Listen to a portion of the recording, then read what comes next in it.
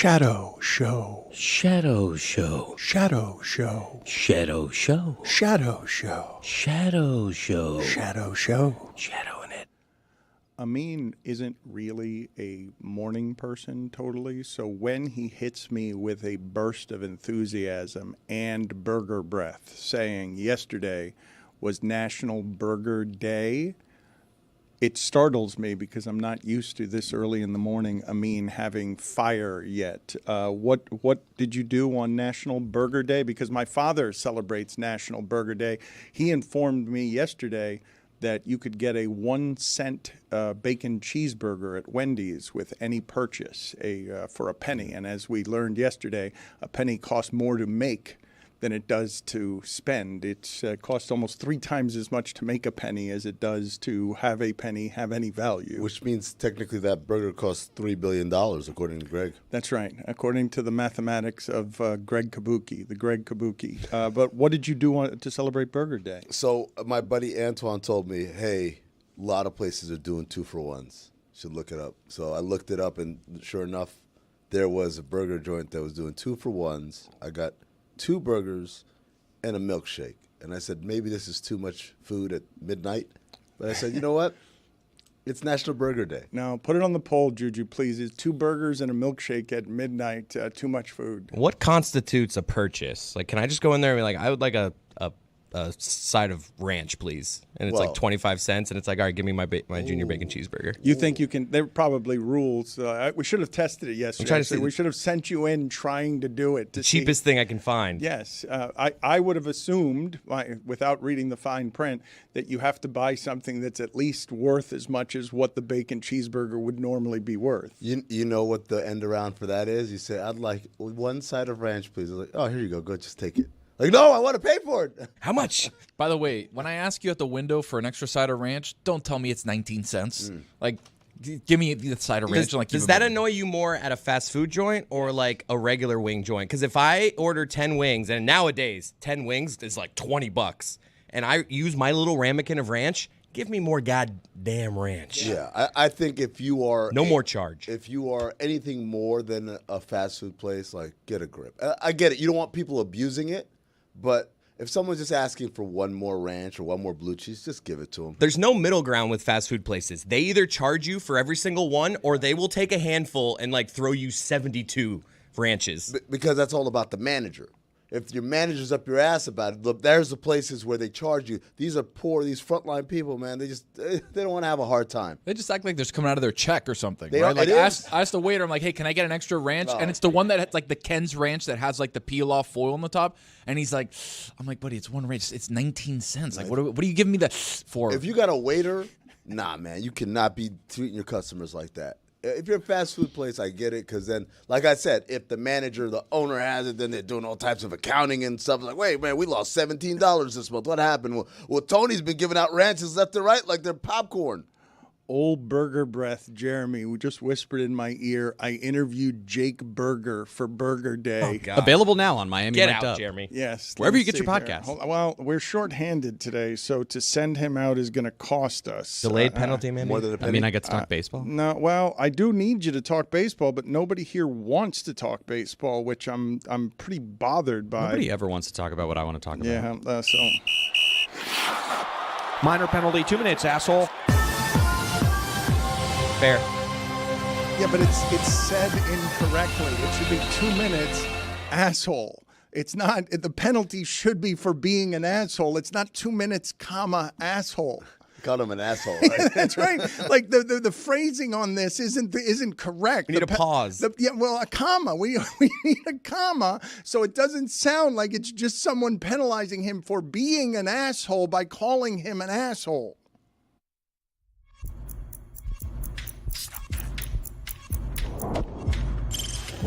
Stop that.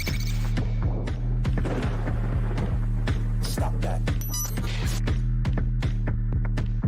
Stop that. I hear him chat from the noise. Move too quick, can't stop for the talking. I hear him chat with the walking. Just too sharp with the prize. White girls let it tell me I'm awesome, yeah. Hot like fire on the pan. If you wanna touch my please use caution. Cold like 0 degrees. I'm out the cage, gotta let out the beast. Revolutionary, gotta let out the streets. Locked in a cage, I'ma let out the let out the sheets. We came for one man, forget my peace. We take the west side, take on the east. I'ma put him in the cage, never let out the I hear him chat to the noise. Move too quick, can't stop for the talking. I hear him chat with the boys. Not so tough, but mans keep walking, yeah. Just too sharp with the prize. Right there's better tell me I'm awesome, yeah. Hot like fire on the pine. If you wanna touch me, please use caution. Stop that. Stop that. Stop that. If you've been listening here for a while, you know that I am fascinated by everything happening in the business of sports content, at least in part because I'm not retired right now, because what Meadowlark Media is doing is trying to compete in the space of sports media content.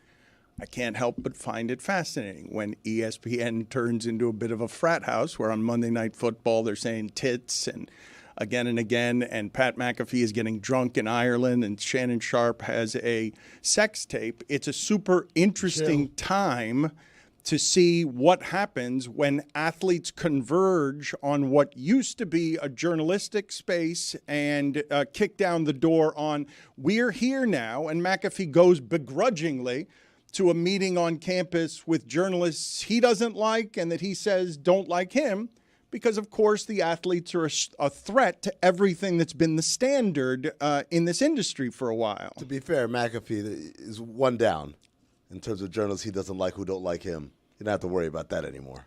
How do you mean? Oh, because he knocked out Woj, and he knocked out Woj while using Shams, which was interesting. And Woj has Pitaro as a giant ally. I mean, he's got the president of the company is responsible for everything that's happened with Woj, and McAfee was using Shams, his nemesis, on ESPN in the afternoon when, and Amin left this part out. A lot of people don't know this, and it's a little early for it because we're celebrating the pioneering career of Woj.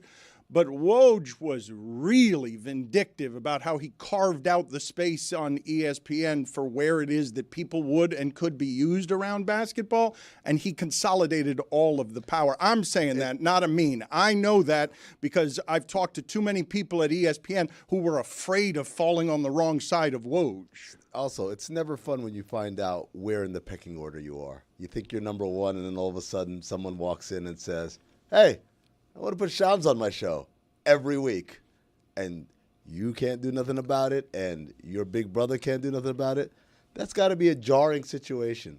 Imagine that, okay? Just in the minutia of silly sports media stuff. Woj's ally is the president of the company, but McAfee's got the relationship with Iger.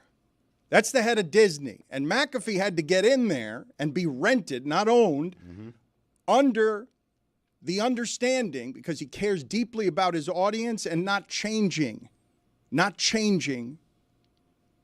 because Disney makes him change. So he says, I'm going to do it. You got to let me do it the way that I want to do it. You got to let me curse. You got to let me do the things I want, which include Shams, Woj's nemesis. When Woj was controlling where everybody was, like, don't get this part twisted. If people were appearing somewhere on the network, Woj had a hand in how it is that was happening. And the opposite. If people weren't appearing on the network, there was that too. That part's more damning. Isn't it? Like, I just feel like it's the first part what Dan said, that's kind of normal, I think, of like creating opportunities for people. It's the removal of opportunities, yeah, that's the suppression of opportunities. Yeah, it's real power. Okay, Woj was a power broker, Pitaro's a power broker, McAfee's a power broker, and Iger is the biggest of the power brokers. But the reason I bring all of this up, okay, as we all compete in this space, and I know you guys get tired of me talking about it, but as I said, it's been a singular obsession. I've never cared about the business of money before this, because I just wanted to speak at the microphone and do the writing, but now we're responsible for trying to compete in the space, and we're trying to do it by doing it differently. But Kurt Warner said this on Monday, and I want to, after football games, and this is the part that I want to talk to you about. I want to talk to you about documentaries, too, as I see that Oprah and Apple are fighting, and she just bought back. She didn't like the documentary that Apple was doing, so she just bought it back from Apple. And must be nice. Yeah. Kurt Warner says on Monday, I've been grinding tape since 8 p.m. last night, and I have gotten through 10 games. How do all of these people talk about these players and teams on a Monday as if they've watched the games and really can evaluate them? Can you guys share your routine so I can see if it's more efficient? And then Ryan Fitzpatrick gets in with, I would recommend a healthy dose of Red Zone and Stephen A. Anything more than this, and you're wasting your time, Kurt. It's a great tweet. I mean, this part is interesting to me because Kurt Warner is unbelievably meticulous about what his analysis is going to be, and he's going to be careful about criticizing people because he lived it, and he wants people, if they're going to criticize, to be informed and not be flippant. But the grand majority of most football coverage on television on Mondays is less informed and prepared than Kurt Warner's, but we got to go to market. And so not everyone's breaking down game tape. And what do you do with what it is that Kurt Warner is saying there? Because he's trying to play the game fair, but that's not what's going to get rewarded. It's not going to.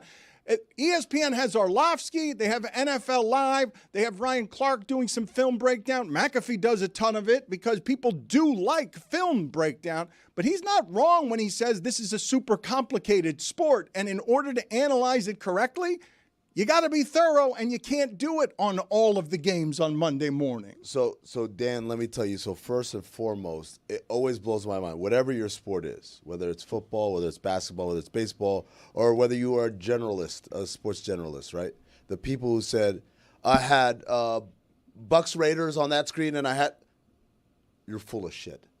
There's no way you can watch multiple games at the same time and be detailed and nuanced. Correctly. You can watch it, popcorn and beer, sure. Wings and beer. Oh my God, he just had it. You can do that. You cannot watch and retain information and nuanced information to do the job. But you're talking about this the way that you watch basketball. You and I watch basketball differently. You're sitting there watching every possession, and you're doing analysis on adjustments that I'm not doing. I am doing popcorn and a drink. I'm not analyzing what has Spoelstra done in this timeout while I'm watching 4 other basketball games. So when you put that in that perspective, Dan, if you are watching, and this is why it always tickles me when people watch general sports shows. What Kurt Warner's talking about, he's talking about NFL specific, and we'll get to that in a second. But people who watch First Take, Undisputed, those kind of shows, and then yell and argue about what Stephen A. or Skip or Shannon says, do you think these people watched every single sporting event with a keen eye and and nuance and with the DVR pausing? Well, I do wonder though. I wonder what the audience, given the power. There's a difference. That's what I'm building to. Is there's a difference between a general sports analyst and a sports-specific analyst. There's a difference that you're making that I don't think the audience is making. I believe the power of television is such that if there's expertise being blown in my face on television, that especially if it's morning television, especially if it's the audience that has historically been around morning television, which back before the pandemic wasn't working.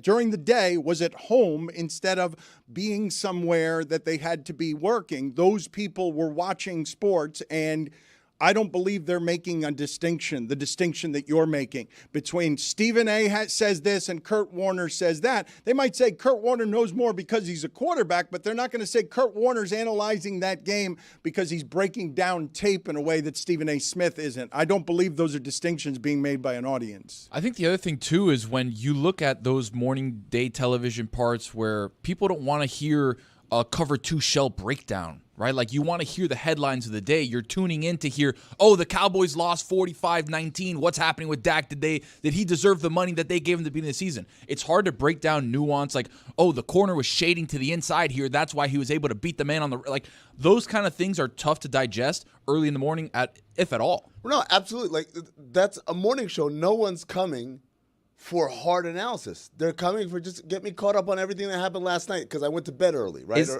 Is Kurt Warner attacking like Stephen A. here, or is he attacking fans? He's not attacking. He's asking. He's almost not like, bless his heart. He's like, how is everyone else doing this? Am I doing this wrong? Well, I think he's being sarcastic. Well, I think he's seeing a lot of bloviating on television and saying these people are giving very strong opinions without being as informed as I am about the opinions that they're That's giving. an obnoxious tweet from No, Kurt Warner. he's no, guys. You got this all wrong. Kurt Warner's a nice guy, man. I know he's a nice guy, but he's being like, it's kind of like we did a thing here when we went out to Dolphins training camp a few years ago. For the next 3 weeks, we were all just like, I was out at camp, and whatever I say after that, that's what he's doing here. Like, I just want everyone to know I'm watching all these games. Like, we get Dan Orlovsky does this stuff too, where he posts a video. He's just like, just so you know, I've been diving into the tape here. It's like, you're watching a little tape, okay? You don't need to overstate it. They're just shoving in our face. We get it. You're smarter than us, Kurt Warner. We get it. You know football. Like that's really what he's doing there. He's like, I know, I don't know what everyone else is doing, but I'm watching every game, every play, and it's like, we get you. I don't know why you guys are getting Kurt Warner here, man. He's a nice guy. They made a movie about him. I like Kurt Warner. I'm just saying. This is a look at me Louis tweet. I don't know if you do. This is a look at me Louis tweet. way This you're is him talking. saying, I watch Disrespectful tape bastard. and the film better than everybody else, as you should. It's like, yeah. You co-signing this nonsense? Well, you keep coming back with Kurt Warner's a nice guy, He's a which nice no guy. no one disputes. Too Well, sweet to be sarcastic. Too sweet to be sarcastic. I don't believe that was a genuine question that he was throwing at the internet. Please, internet, help me be more efficient at how I study football. Please teach me. Juan Lemonface 46534. Are you breaking down more film than I am? And Ryan Fitzpatrick in that tweet, like, he senses what I got. So he's like, let me give him a little something here. Yeah. Like, oh, you're going to be, like, we get you, Kurt. You're watching all the film. Sarcastic asshole, Ryan Fitzpatrick. There you go. See, that answer, That was sarcastic. That was sarcastic. One of the frustrations that I had as I came up in the business, is that I was perpetually explaining to people the difference between a beat writer or a reporter and what it is that I was doing columnist. as a columnist. I always had to explain it, and people's eyes would glaze over. The beat reporter is interested in news, in facts. It's not about analysis. It's not about opinion. I was explaining this all the time, and I might as well have not been, because it didn't matter that I was explaining it to athletes and everyone else alike.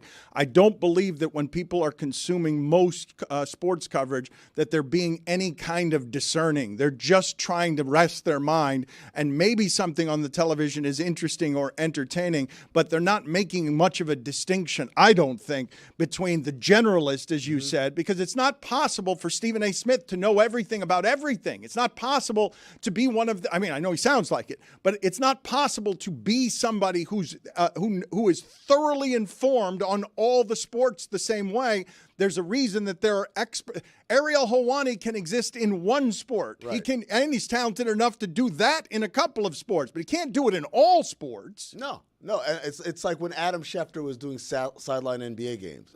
I was like, look, there's no shortage of people that we have at the network who are qualified, who have done this job, who want that job, who want more opportunities, more reps at that job. And because Adam Schefter played fantasy basketball with Chris Paul or whatever, fantasy football with Chris Paul, he's like, I kind of got into this NBA thing. I want to do this sideline stuff. I'm like, you're demeaning the position. Like, this isn't like just something that anyone walks in and does. This is something that requires an acumen, connections, and of a dedication to it. So, I would propose to you right now, we can define all the different roles, right? You have a show host, a studio show host. Their job is to make great television. How do I keep the conversations balanced? How do I get all the voices in there? When do we move on to the next topic? All right. So think of your Chris Fowlers. Think of your Mike Greenbergs. That's Stugotz's. Your Pablo Torres. right. Sure. Why'd you roll your eyes at Pablo Torres? This guy. Does he really move on to other topics? He's one of the star hosts of Meadowlark, and you're Well- sitting there mentioning all the other people at other companies. I'm always smiling. I'm too sweet to be sarcastic, Dan. All right, so next you have your analysts. Now, analysts come in different flavors. You have your former athletes, you have your former coaches / front office people, and then you have people who have been reporting and digging into this area for so long that they've almost like in the newspaper version, they've graduated from beat writer to columnist. So Stephen A. Smith would be an example, right? Stephen A. Smith anytime anything NBA happens, it's not just because Stephen A. Smith is a magnetic personality. It's also because he has bona fides. He covered the NBA for a very long time. He is very connected in that world. So when he sits down in an analyst seat, that's why he gets to do that. Max Kellerman on boxing, right? He is so deep and connected in that world, even though he is not a former boxer or a boxer training or whatever. We accept that his knowledge is so deep and runs back so far that he can sit in that analyst seat, right? Then you have reporters, and these are your newsbreakers, your Schefters, your Passons, your Chris Hayneses, your Shamses. These are the guys that are going out there, getting information, and then breaking it to us. When Shams tells us something, when Chris Haynes tells us something, when Jeff Passan tells us something, 99% of the time. It's always right. Not only is it right, why is it right then? Because they're not telling you their opinion. I'm not telling you, I think it's going to be 92 degrees today. They're telling you, I just checked the thermometer. It's 92 degrees right now. That's what they're telling you, which is different from me and you saying, I think it's going to be hot today. We've had a crazy hot streak the last week. You're making distinctions, though, that I believe the average person watching sports television is simply saying to themselves, I could do that. I have had no training in any of these things. I can do every one of those jobs that's being done up there. Maybe some of them are saying I'm too shy to do it. But that I don't believe that they believe that there's any special training that goes into much of anything that is on television when it comes to sports expertise. I had this conversation with a comedian buddy of mine, right? We were talking about podcasts, like the people who do podcasts who are funny on podcasts but are not comedians, and how they react to the backlash when something goes wrong. And I was saying to him, I said, the reason why is because you guys, you comedians, you are used to, hey, I went up on a stage with a microphone and I said stuff that the crowd instantly did not like. Either didn't think it was funny or thought it was offensive or whatever, and you got to navigate that. And that's your life as a comedian, right? Whereas people who are funny on podcasts, again, you're not looking at an audience. Even right now, we're one of the biggest podcasts in the world. I don't see millions of listeners. I see cameras. I see Jeremy. I see Chris. I see you. I don't see the people who are listening and watching to this on YouTube. You'll hear from them later. I'll hear from them later, but I'm used to it, right? I'm used to people not liking, not agreeing. If I'm a host of a podcast that's popular, gaining popularity, and I say something and people say, wait a second, I don't like that thing, all of a sudden I'm getting this negative feedback that I've never gotten in my life at this scale. And so I don't know how to handle that.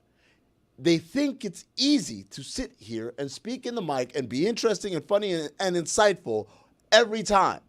It's not, but it looks easy. You know why? Because we're fucking good at it. Everyone thinks they're a showman. Where's my camera? Until the lights are on, until the bright lights turn on, and then you choke. You can't do this. I saw Roy Wood's new show. It's exceptional. Yeah. It's got range, and it's really hard to do what he's doing and make it look as easy as they make it look, to have a space between smart and dumb, a range. It's uncommon. What is the name of the show? Because it's only had one episode, and it's something along the lines of "I've got news for you." But it's I love that, Bill Maher tackles it one way, John Oliver tackles it another. The way that he is getting people informed by bringing them into a circus tent where a bunch of comedians are talking about the news of the week and downloading everybody on what's happening in America with information that's funny but also informative. It's hard to do all of that. And in their first show, at least, and I'm assuming it will grow, it was excellent. It's called Have I Got News For You. And the other thing about that show, John Oliver's show, and indeed any general sports show, right, that the part that people don't understand also is those shows all have armies of researchers. Damn right. Their hosts are getting handed stacks of information. Mike Greenberg would walk, we could make as many jokes as we want about Greeny. He's excellent at hosting. Greeny would get a dossier this big every morning about everything that happened in sports, and he's thorough, he goes through it, and so when he sits in that seat and he talks, and he's tossing from topic to topic, he may not have watched any of it, but he's got a playbook of information that he has processed and is now regurgitating very expertly, which again is not an easy job. You say this. I want to ask you guys this question. Everyone listening to this and everyone watching this. Yes or no? You believe they think they could do Greeny's job? Yes or no? Because I believe the grand majority of people listening to this think that it's just sitting up there and there's not an actual skill to it, that it's just finger guns. I can't explain to you how bad Stugotz would be at the hosting job, even though he thinks he would be great at every job in sports media. He would be so very bad at it because he would just overlaugh every time he got nervous and not realize, no, you got to carry it here. This is something that you can't just laugh and sink into the laughter. He would be so chummy, too, with, like, the former athletes. It would just be like a chuckle fest between everybody. And But you would crush it, Dan. I have been a host. I wouldn't be a host at one of those shows. I wouldn't be good at one of those shows. I'm not particularly good at television. I'm just okay at television. Like that's a different skill set. It's all of these are different skill sets. What are you shaking your face about? Yeah, it feels a little fake humility there. Like I'm not even that good. No, man. I don't think I'm that. I think I'm just okay at television. Dan, you sound like when we told Tracy McGrady you're going to be a Hall of Famer, and he's like, "Really?" Tracy McGrady, until they announced, had no idea he was going to go to the Hall of Fame. I don't have any training in television other than doing television. That's like I most have of the people on but TV. No, but I'm saying I came up as a writer. That's not most of the people on TV. There are plenty of people who have training in what it is that they're doing. You're the anomaly, not most people. You didn't have training and I didn't have training. That's what do you mean? How do you not understand that this is something that people train for? You just did what we were just spending the last 20 minutes saying the audience doesn't understand. You just said, I could do that. Those people don't have training. What? You just spent 15 minutes explaining to everybody what the different roles are. I'm different. The single hardest thing of all the things we've talked about is probably that driving, right? The Ernie Johnson, the Mike Greenberg, the host of those pregame shows, because you got to keep it flowing without it seeming too herky-jerky. I don't know. It's they all got their own difficulties, right? It's kind of like, hey, at what age is it easiest to be a parent? Like when your kid is a baby, when your kid is a toddler, when they're in high school. It's different. But what is the answer to that? What is the answer? There is no answer. The answer is it's always hard. It's just different kind of hard. After 18 has to be the easiest time to be a parent. No, because at that point, you really can't tell them shit. And yet, like, you still will always feel that, no, but I'm your parent. You think, I talked to you about this, I don't know if it was on or off the air. Oh, it was when we were Pablo. And I said, the way sometimes you talk to and about your dad makes me want to slap you. Like, how dare you, man? What do you think this guy thinks? You think this guy looks at you as Dan Le Batard, this master of an empire? No, he looks at you as like, little Daniel, talking shit back to me. Are you kidding me? The easiest part to parenting, the easiest window is like 3 months to 7 months. Because like the first 3 months, they don't sleep. It's like crazy sleep schedules. Once you get them on that sleep schedule around 3 months, before they're lifting their neck up, they just go wherever you put them. Like, just plop them down. They'll stay right there. If they cry, feed them. That's it. First of all, you don't know why they're crying. Sometimes they're upset. Sometimes they shat themselves. But just feed them. If they cry, feed them. It works. See, there you go. Spoken like the dad, right? That's definitely dad talk right there. Like, oh, I don't know. It's easy. 37 months, I had to do shit. Yeah, you didn't have to do shit. No, I'm telling you, even that window of 3 to 7 months, they're just lying there. Like, once they get to 7 months, now they're moving around a little bit more. Like, you're stressed the entire time. Like, oh my God, this hasn't moved yet. Oh my God, they're not eating solids yet. Oh my God, like, dude, you're always stressed. You're stressed holding them the first couple of months. By 3 months, you're twirling that thing around like a pizza. I'm like, got one hand. I'm making a phone call. I got the kid in one hand. I'm telling you, by 3 months, you're like, you're good. And this is why your kid cusses you out now. Well, I can't believe that you thought it was easy 3 to 7 months when they're screaming shit monsters. Like, I am terrified of that age. You're spinning infants around on your finger like Meadowlark Lemon.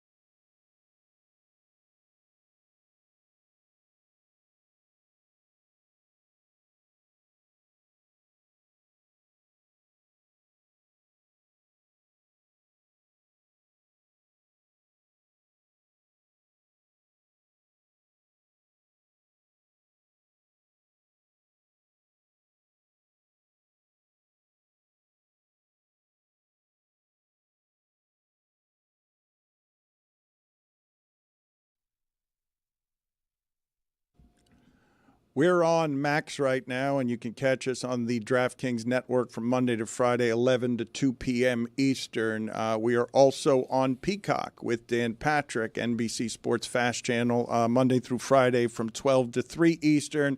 YouTube is always available for you at 9 a.m. in the morning with our live show Eastern time. But when I mentioned Dan Patrick, he had a similar take to Greg Cody yesterday on the arbitrary Ohtani and the 50-50 just being a round number. Ohtani is in town. He stole another base yesterday. I'm telling you, even with the new base-stealing rules where there are limits on the number of times that you can throw to first base, it's still startling to me to see someone of that size stealing bases. Like Canseco did it for a while, but getting to 50 bases stolen at that size when you're that kind of power guy is unusual. Jeremy, what was his career high in stolen bases before this year? Because That would be 26. So he just decided, okay, hey, I signed this big deal, can't pitch this year. How else can I add to the team? What can I do here? I'm going to steal 50 bases. This is why he is on his way to being the greatest baseball player ever, because when have we ever seen this? A guy who does everything on the field. There's no such thing. Well, he gets caught stealing. He's not that good at it, to be honest. He gets caught stealing a lot.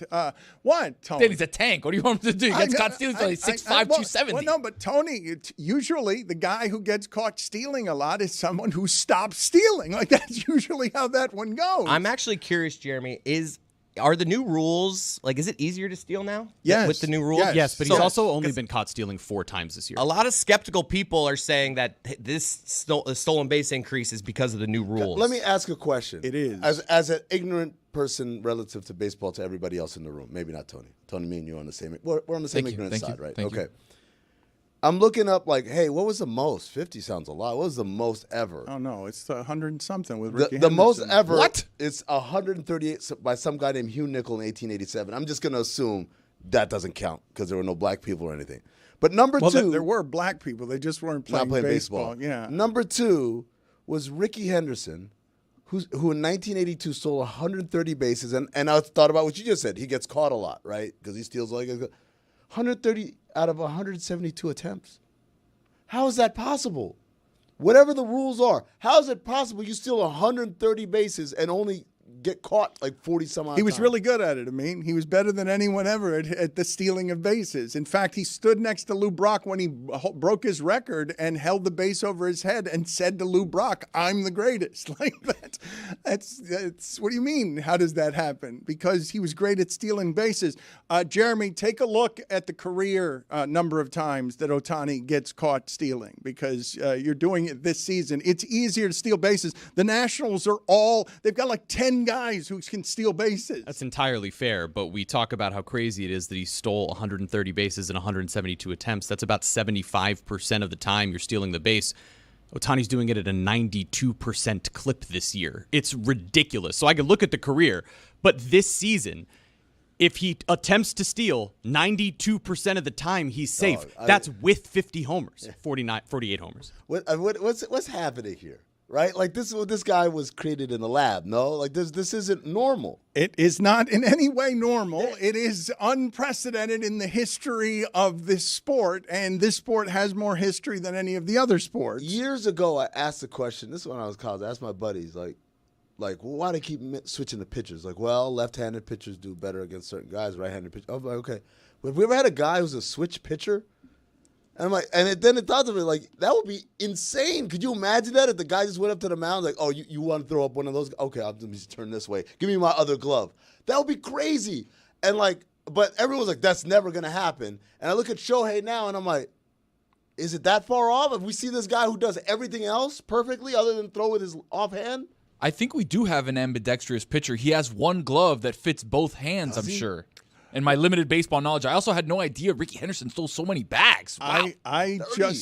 There was a game this year, I'm trying to remember, I think it was a Cleveland game, where they hadn't been held to so few hits since they had been no hit by Jim Abbott. It was along the lines of, do you guys remember the viral video of 2 young black kids being introduced to In the Air Tonight by Phil Collins? Telling a generation that Jim Abbott threw a no-hitter with one arm and that there was a Yankee pitcher who pitched with one arm, seeing a generation realize, oh my God, there's a guy out there who once upon a time threw a no-hitter and pitched for the Yankees, and he had only one arm. It was like a riddle that doesn't have an answer. If you have not seen it, you would not be able to explain. How could you explain to somebody, if you have not seen it, that there was a pitcher who had only one arm? Well, I mean, let's be fair.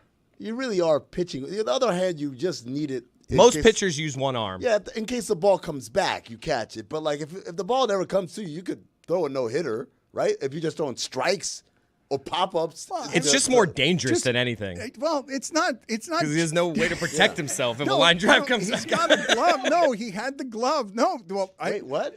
Yes, he's white. Well, you think he's playing the position without a glove? Yeah, he doesn't need a glove. What? Doesn't need it. No. I'm introducing you to the fact that Jim Abbott threw with one arm and also had a glove. What I'm saying about this being a riddle is, okay, for those of you who don't know about Jim Abbott at all, how the hell are you a major league pitcher who fields his position with a glove and only has one arm? How do you throw a pitch and have a glove after throwing a pitch? It's a riddle. That's the more impressive part, to be honest. Throwing a no-hitter, not impressed. Okay, so you're a good pitcher. Being able to have a glove that you then put on very quickly after you've thrown the pitch, that's impressive. But I imagine most people listening to this who don't know what I'm talking about with Jim Abbott don't even know where the glove was, because how do you throw a baseball if you've got the glove? If people are listening to this and they don't know what I'm talking about with Jim Abbott, I think they're imagining Jim Abbott throwing the ball the way you would a high-line pelota with the glove that you're throwing it with. I mean, That would be awesome. people who are listening to this who have no idea how Jim Abbott did that, where do they think the glove was? In the crack of his ass? Like, where do they think it was? Like, kind of like in between his. Well, he doesn't have an armpit on the. I don't know where. Well, the no, hell he the glove does. He would does. go. He had an arm. Yeah. Oh, here we go. We have video of it here. Yes, I he got- would tuck just it in beyond the elbow. He would Damn. tuck it in the other The nub. armpit. I had him doing it like this, like a Under the pillowcase, chin? like a pillowcase. Throwing 90 miles an hour. And like, Threw a no-hitter with a glove under the chin would be crazy. Oh no, wait, hold on. The glove is kind of like perched on his nub. Yeah. It was misleading Yes, the way. it's perched on his nub. Dan that was- doesn't have a What are we hand. doing? A little misleading what you guys did there. Yeah, exactly. I was envisioning a fully one-armed person, like nothing at the shoulder, like from the shoulders Oh, gone. so it's not impressive because he, has half an arm. He's not one-armed. He's one-handed. 1 3/4. This is crazy. He's got an arm. He's got a full arm. He's got an arm and a forearm. He doesn't have a hand. You guys, once again, this is why no one trusts the media. Let me play this Dan Patrick sound for you, because he agrees with Greg Cody that 50 is just an arbitrary round number. Sort of agrees. Let's hear this. Shohei Ohtani's had an MVP season, even if he doesn't do 50-50. And if you go back to when this season started, coming off surgery, a procedure, you also had his interpreter and the gambling debts. Was Ohtani involved, not involved? He's in Korea. They open up the season. Is he going to play? How is he going to play? He's not going to be able to pitch. Is that going to affect his hitting? That's before we even start the season. And now you go 48-48. It won't have the same ring to it. And that will be unfortunate because we haven't seen this before. 48-48. I hope he gets to 50-50 just because then history will be, I think, kinder to him and this monumental season. But if he ends up like 49, 48, and then it's like, oh, yeah, well, how many home runs did he have? How many stolen bases? We'll get it confused. Did he have 48 home runs? 49s? Oh, the other way around. 50-50, everybody's going to consume it and go, man, that year Ohtani went 50-50. You don't look back and go, boy, that year that guy went 48, 49. People hate math. I do think they hate math, and so they need it made easy for them. Because it is, while not as impressive as 50-50, 49-48 has also not been done by anybody. 49 is one of the worst numbers in general. That's why you don't see safeties wear it. If you think about all the numbers, if I ranked all 100 numbers, 49's a bottom 5 number, I think, of all the hundreds. Really? It's just not the 9 in general. All the 39, 29, 9 is just not aesthetically. Unsexy number? It's just not a sexy number. So he needs to What get number the 50. is sexy for you, Chris? Well, 21 and 23 are sexy numbers. We already talked about this yesterday. For some reason, the 8 and the 5 were viewed as the most voluptuous. We didn't know whether the 5 had a belly or an ass. We don't know which way the 5 was going. So he's got the ball in one hand, right? And then the glove sits like this. See how the glove and it can stick very easily. So all you got to do is tuck it right here. But you have to have it facing the other way so you can put your hand in it easier. Like he kind of has it. I don't know. This is a left-handed glove. I'm assuming his glove would have been It's a right hand. It's for a righty, that glove. Yeah, no, but this goes on the left hand, right? If I had another, okay, let me do it this way, just so Chris feels, Mr. Baseball Chris. Okay. Well, if you're going to do it, you should be authentic. You should try and do it correctly. I'm not left-handed. Okay, so but anyway. you're not also someone who has half an arm and you're doing that. Someone right-handed would have that glove. Okay. Oh wait, but I guess if if he only has my bad. You see my point? Yeah, thank you. You're screwing up a not mechanic. Exactly, right? So this thing sits on it perched right here, as you can see, because the glove is very tight, right? It's tight. It's got oils and stuff. They put rubber bands around it to make it nice and tight, right? It's here, so it doesn't just flop off like, that sheet I had earlier. I could do all types of movement like this. If I hold it close enough to my body, right, and I got the ball here, right, I'm throwing, and now, boom, boom. Okay. Look, and I'm not. This is my Got first it, Dan. time. Boom, You boom. lifted the wrong leg, and just because you hit us with a boom boom doesn't mean that we're all like amazed. Oh, look, Jim Abbott's in our midst. Look at this. He hit us with a boom boom, and it seems like he can throw 90 miles.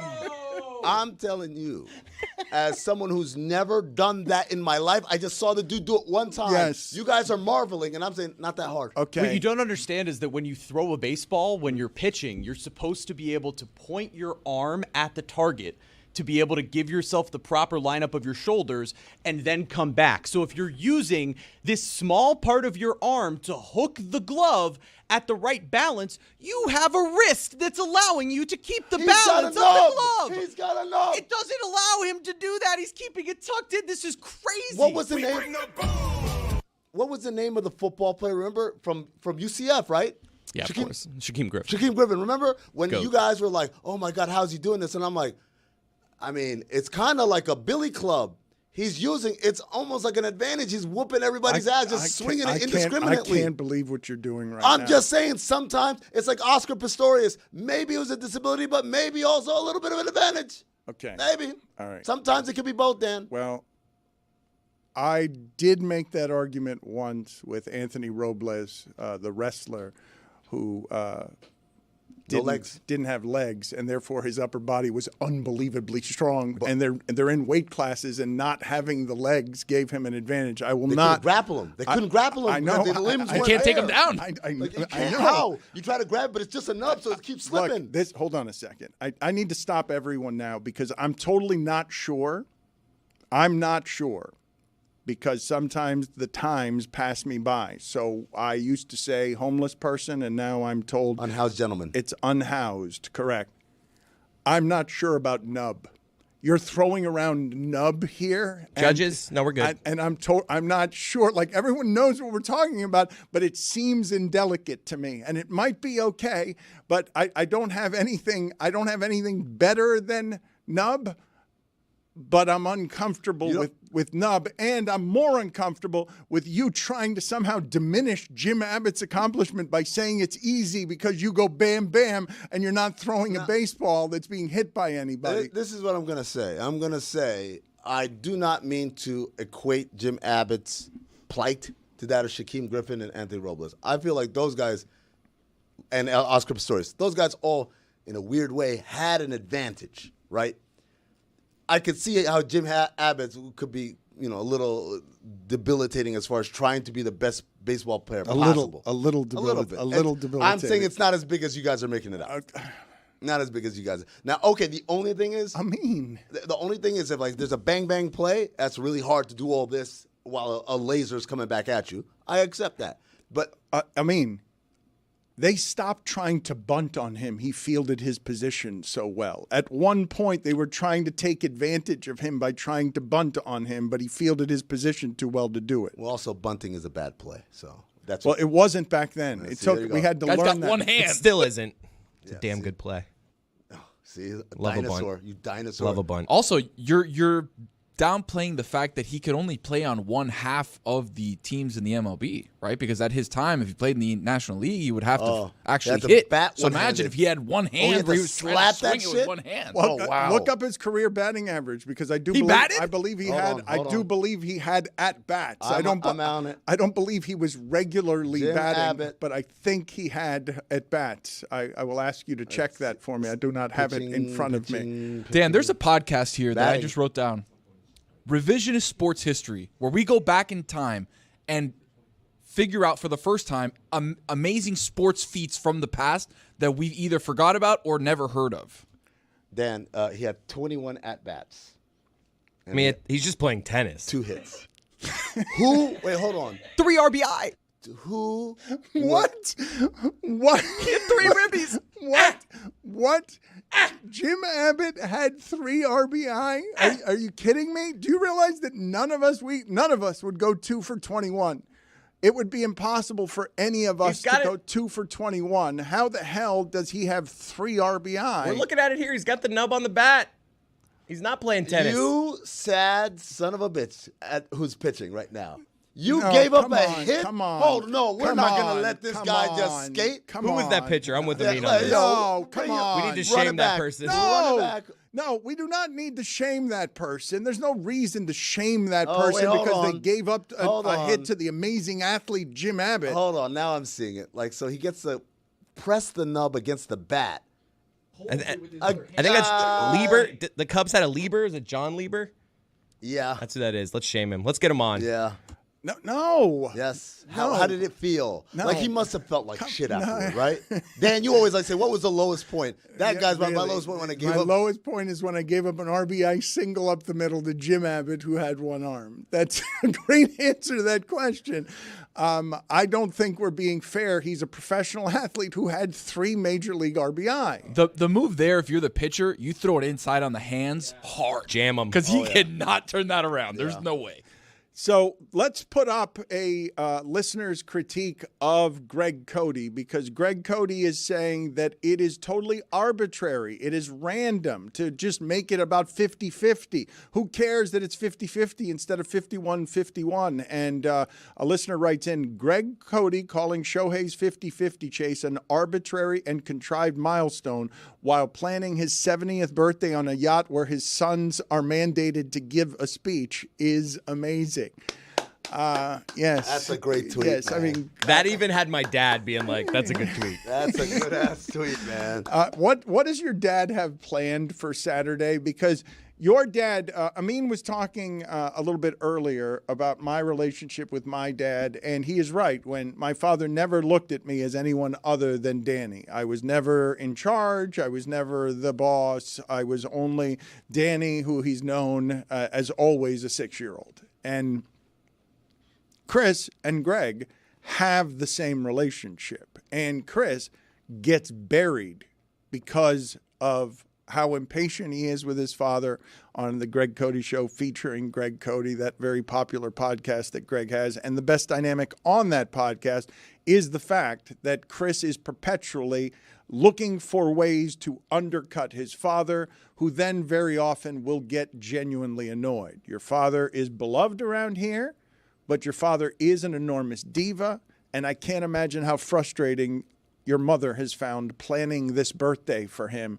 because he pretends like he doesn't want to be involved with anything, and then he wants everything to be just That's so. the annoying part, is that he's doing the thing of like, I don't care who taught. Like he's trying to like get to me on the side. Like, I really am not mandating that you, even though he is. That's the part. He's trying to back off all the things.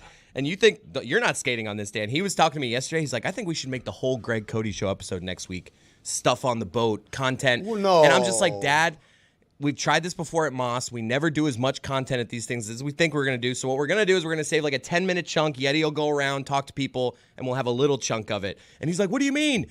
We could get all the speeches. Dan's going to talk for 10 minutes. We could have that. And I'm like, Dan. You know this? I was like, you have 10 minutes of time on. that's what I'm saying. Hearing of Like, it. my dad, he's doing this thing where he's like, no one has to talk, but then in his mind, he has Dan talking for 10 minutes, which is crazy. And I'm just like, lower expectations. If we get more content, fine, but we're going to just set aside a 10-minute chunk for it. Could you speak for 10 minutes about Greg Cody? I mean, Like, yeah. if We'll replay your thing from his birthday. How about that? well, that wasn't 10 minutes long. It was like, nah, it was close. That was long. For real? It was a monologue, yes. Yes, I could speak about Greg Cody for 10 minutes. It would not be hard, but it would not be complimentary either. It would be all about his unrelenting narcissism, where the greatest gift that you can give him is just make him the center of attention. Yeah, I'm roasting him. I told him Now, that's guys, what I'm doing. I really want to talk about this. This is really interesting, and we're going to get back to Greg Cody and the yacht party, but we have a Jim Abbott update. Let's go to Jeremy on the scene. Gigantic Jim Abbott update. What do you mean on the scene? He's just over there. That's the scene Two of where that career thing is. hits for Jim Abbott, both of which were against Jon Lieber. We have to get him on the have to show. get him We on. have to get You him. gave Sullivan, up get We him. have to get him. 2 hits? One, I get it. You got lucky. Like, got lucky, right? All the pitchers in all of the major league, 21 at-bats. Was it the same game? Are you guys telling me it wasn't two different games? Are you telling me that Jim weeks Abbott apart. was 2 for 2 against Jon Lieber? Like he had 2. Well, at it was over the span of a couple games. I imagine. I'll look at the splits. I think 2 for 5 career off Jon Lieber. So 400 batting average. That's a off Hall Jon of Famer. Lieber.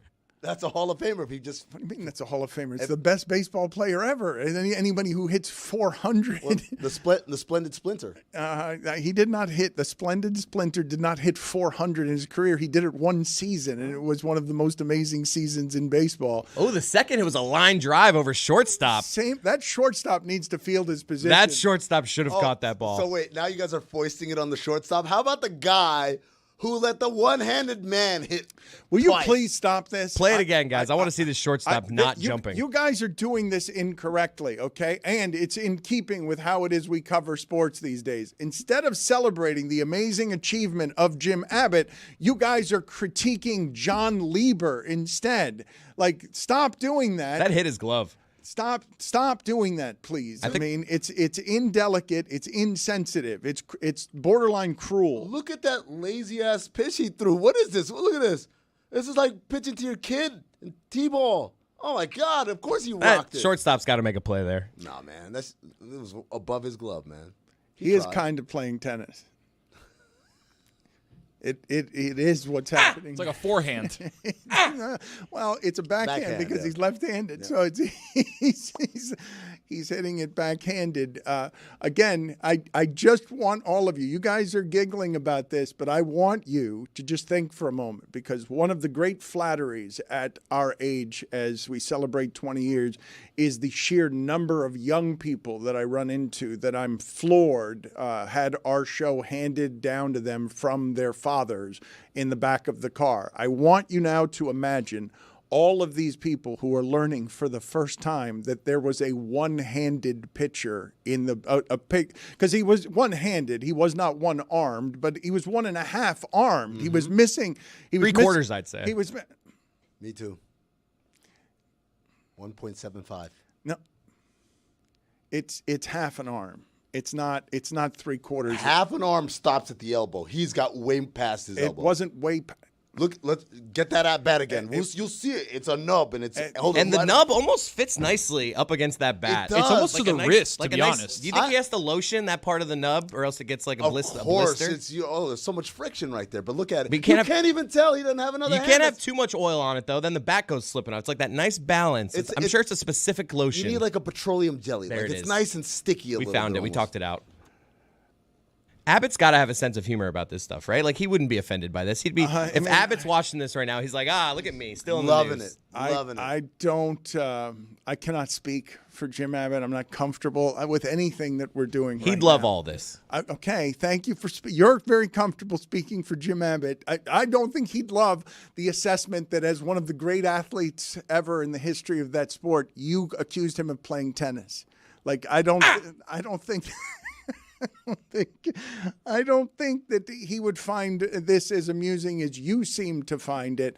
I am weirded out by the fact, though, that we've landed on amusing instead of amazing about this.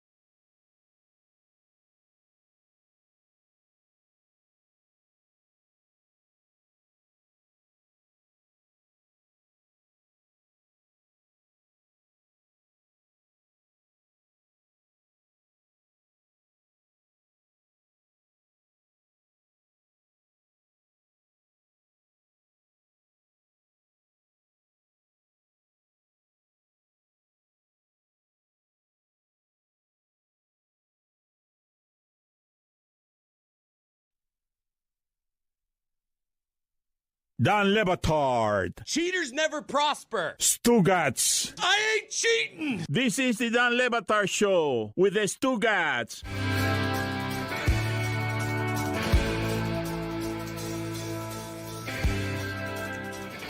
Do you guys know a lot of adults who can't really control their bowels, who don't have like Crohn's disease? Because Amin is allegedly a disciplined adult and he just had to run out of here. And he just asked me, I just had the awkward exchange of, can you handle this without me? And I'm like, well, I'd rather not. And he's like, well, I have to go to the bathroom. And I'm like, well, I'm not comfortable telling you to not go to the bathroom. Like, I'm not going to tell you to just sit there in some sort of discomfort. So now we do the segment without Amin. Do you guys know a lot of adults who can't control this part of their life? No, just my 6-year-old. I actually heard of his dump in a different way through the poop chat. He texted 2 minutes ago, second dump. The milkshake was a bad idea last night. At which I responded in the poop chat, Amin, we're waiting for you. And he wrote, my insides are on fire. I get very frustrated every time I walk away from this microphone, how you guys always descend into some version of toilet talk almost every time I leave. And the fact that there is on our Slack a chat where you guys are always giving each other updates on this stuff. Roy, this isn't in any way for you, right? No, absolutely not. Do you even understand it? Because I'm mystified by how much they enjoy telling each other about the fact that they're pooping. It's not funny. It's not clever. It's just giving people little updates on how disgusting they all are. The idea of that being a Slack channel is hilarious. It's actually just a text, a group chain. That would be hilarious if we brought that to Slack. The chat channel on Slack is a show chat. This is why I have it. I'm glad that I have an Android, so I don't have to deal with that sort of. You know what, Roy? chat. I'm going to add you. You okay. Right, how regular? I want myself into that. Are you a one. morning guy? How regular are you? Morning. All right, good. How did it go for you guys with the Panthers yesterday? Did you enjoy yourselves? You went out to their first media day. Did they have the scent of champions? Chris and Roy bombarded the Panthers, but we are not a rights holder, so they weren't particularly wanted there. No, it smelled like winners in there, man. It was fun for me. I hope that you felt the same, Chris. It was very fun. I can't wait for people to hear an exchange that I had with Bobrovsky. That's all I'm going to say. I don't want to sell it. It was just, I tried to do a thing, and you know, Bob can be a little tough. That's all I'll say. Well, when I heard you guys were going out there, I thought that in order to make Bobrovsky, because he's a champion and he's great, but he's terrible as an interview, I thought we should like bring sparklers and party favors and like work with him on how do we make you a more exciting interview. You're a champion now. People should see a little more of your personality because he's not exactly a content machine, the goalie for the Panthers. Well, that's an interview that's designed for you because you tend to open people up a little bit more. Like Crack them open. I asked him about his spirituality, and he kind of opened up. It was there. a good answer. Roy got the best answer out of him, honestly, talking about his spirituality. Okay, so we will have that when after next week, a couple of seasons after 27. 7 or 8 seasons when they from win now? the cup again. Okay, very good. I look forward to that.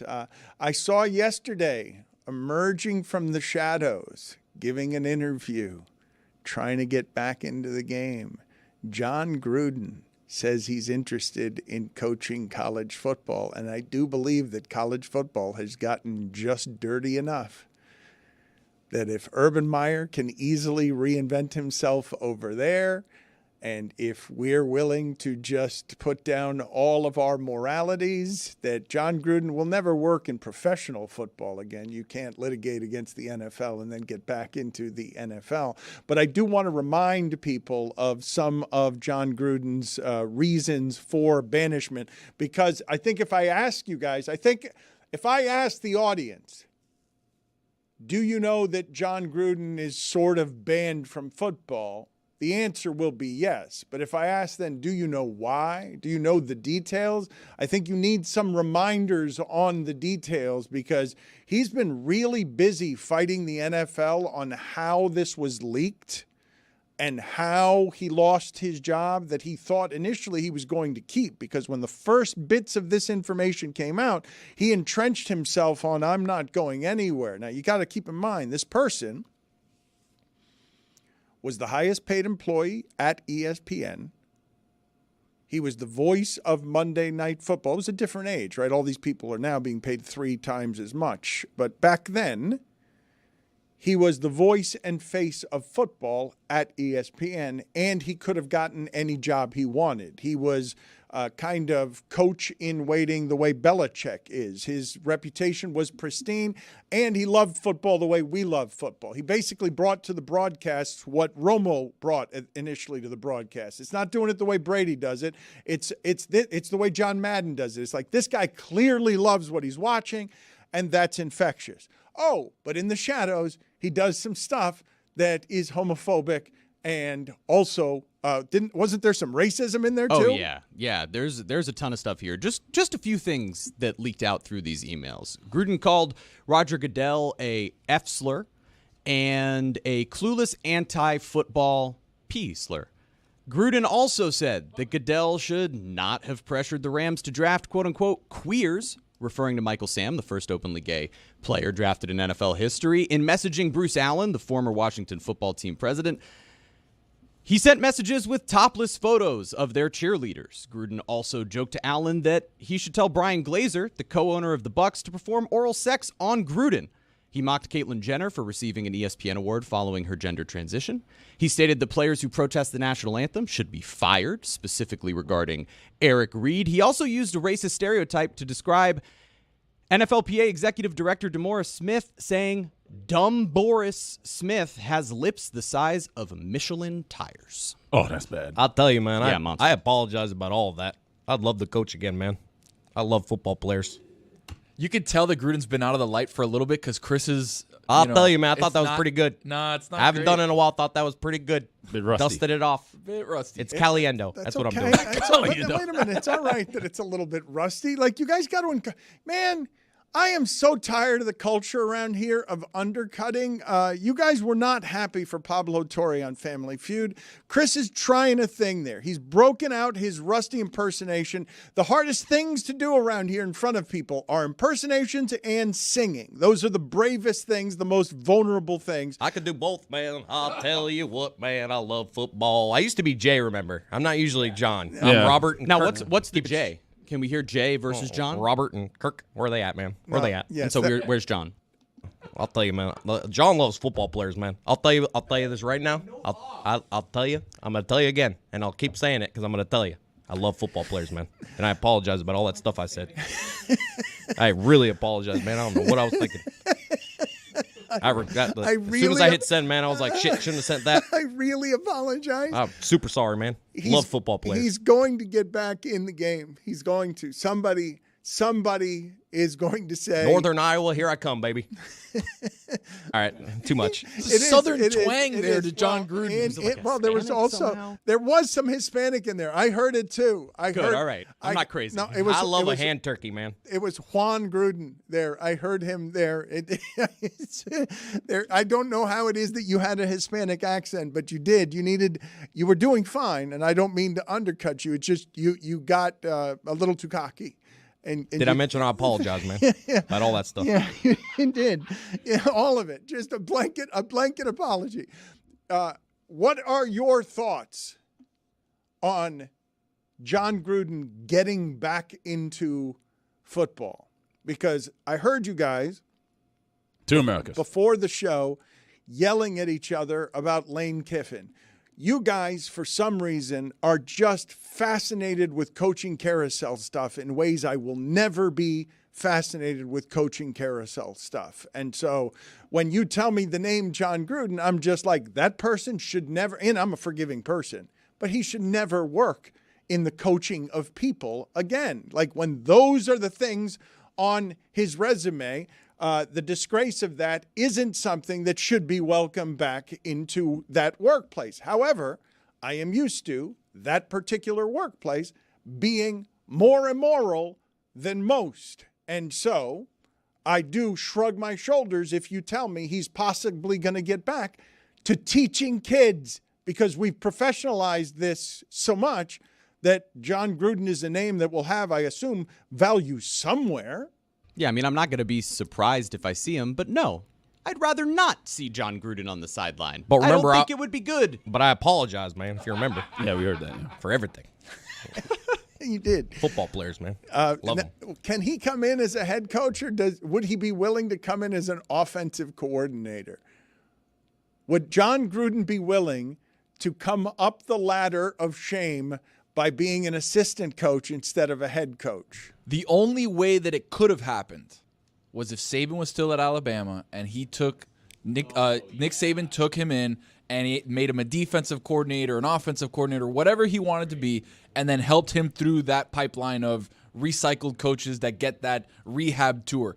It's hard because we've seen really bad coaches and really bad people get that second, third, fourth chance, right? Like Hugh Freeze ends up at a Christian school in Liberty, and then all of a sudden he's like, hey, what did Hugh Freeze do? He's a nice guy. He's here with us at Liberty. Or Bobby Petrino, now back at Arkansas. Like, oh, when did that happen? Oh, that's right. There's Briles all over the place. Kendall Briles, I believe, is coaching at TCU. And, it's like the offensive analyst role. It's not even a coordinator. You sneak them in just in one of those roles. It's like right now on the rehab tour for coaching, Scott Frost is an offensive analyst under Sean McVay. This is always how it goes. They're an analyst, and then all of a sudden they're back in. When you said Kendall Briles right there, I had no idea that's what his son's first name was, and I just had this weird, like Kendall Jenner and Art Briles like being one person, and that's one of the oddest. Okay, it could have stayed a thought in your head and not spoken into Kendall a microphone. Briles. It could have not. I'm sorry about that, man. I apologize for that as well. I'm going to turn my mic off. You could have just kept it to Football yourself. Yeah. Okay. You know what I'm going to do here? I'm going to just. Kendall Briles, though. Quite the compliment. Minor penalty, 2 minutes, rambling.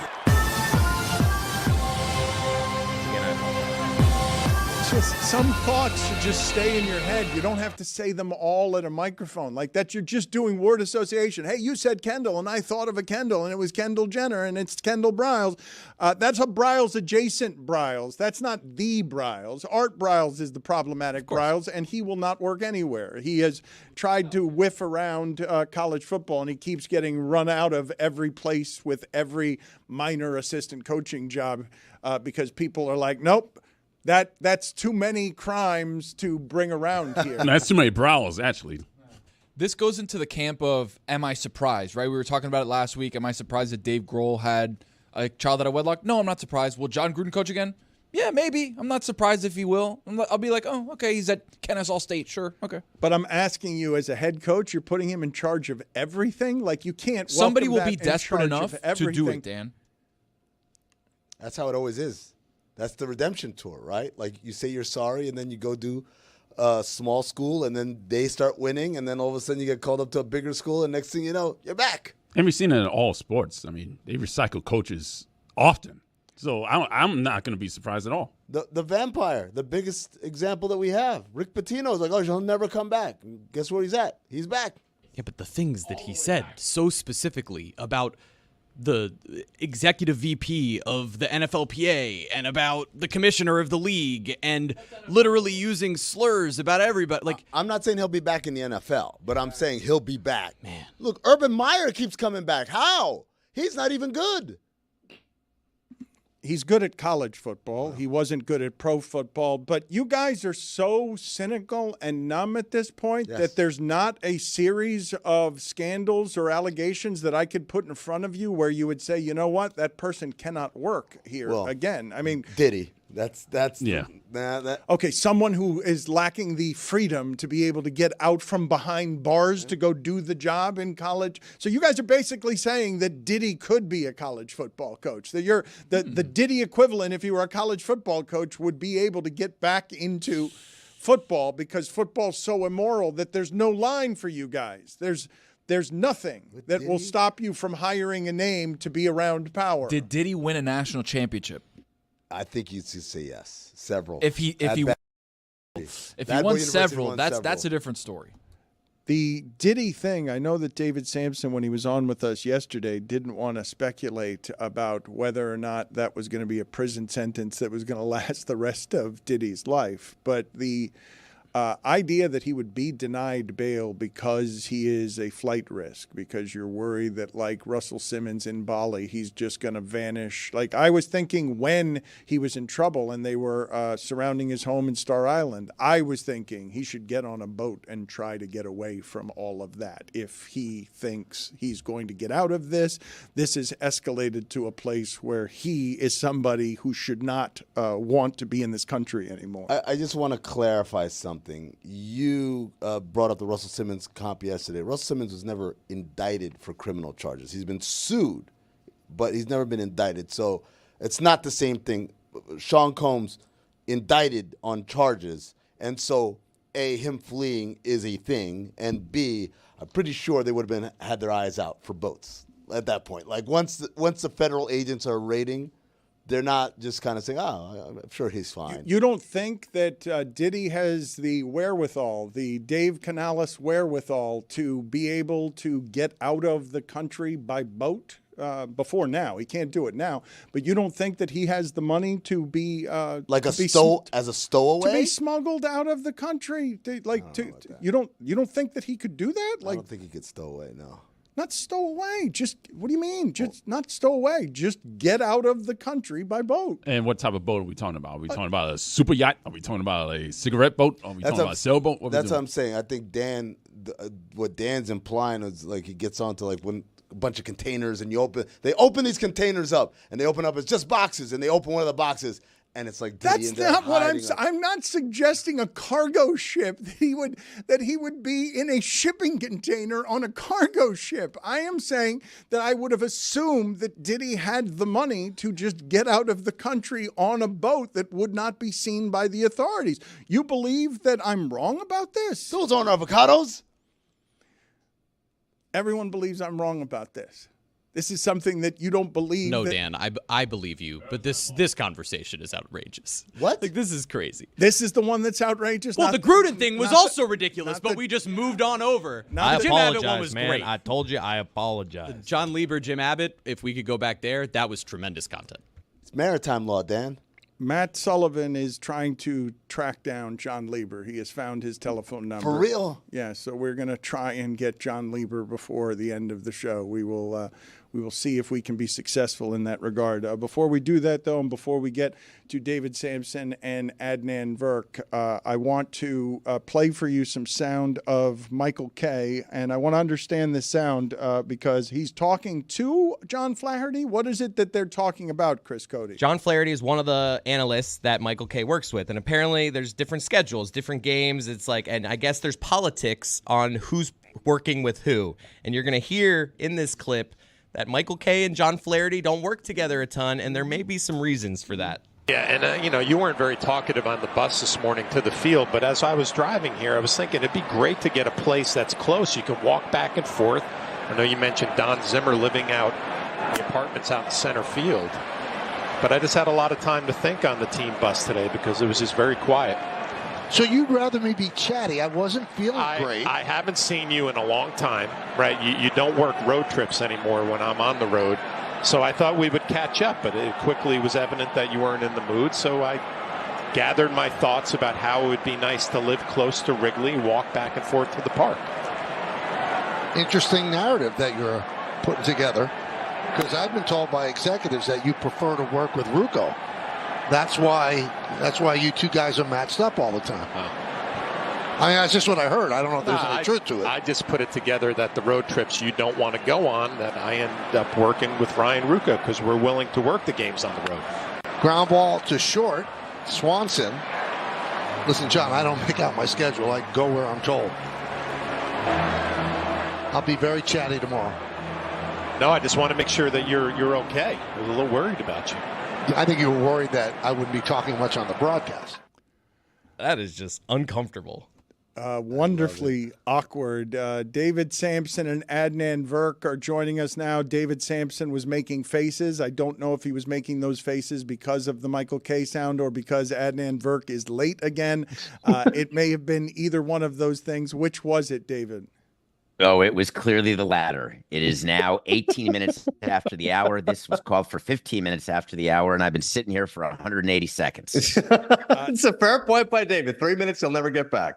David Samson is very punctual. He thinks, do you find it disrespectful when people are late? Because you're never late. I've never once known you to be late for anything. I just respect other people's time. Time, is my thing. I'm running out of it. I don't want to sit here staring at an empty chair waiting for Virk for 3 minutes. It's ridiculous. What are you doing? It's 7:19 in the morning where I am. I've been working since 3:30 a.m. What are you doing, Adnan, that you can't be on time? Vancouver radio hit 10 a.m. Eastern, and they went a little long. Normally they're 15-minute hits. I fear it would be done. They really want to talk Brewers. David, at least you can appreciate the passion for baseball, the good people in Vancouver, and they want to talk with the Mariners. How did Julio Rodriguez get picked off last night in the 10th? It's called a hard out, Adnan. You tell people before you do a hit what your next responsibility is. I know. You're right. It's a fair point. I'm not going to dispute this. I'm with Samson. Punctuality is everything. Then why are you so lacking in punctuality? But hang on a second, Le Batard. You cannot use one example and now say I'm lacking in punctuality. I'm not missing shows at MLB Network. I'm not a habitually late person. I'm on time. This is one example. Am I wrong? Absolutely. But let's not all of a sudden build put a the cart narrative before the horse. My wife does this to me, where it's like, oh, I did one thing wrong, and now I do this all the time. No, I did this right now. Okay, we're not turning this into all the time. Except the last time. And also, John Flaherty does this to Michael Kay, apparently. That was super awkward.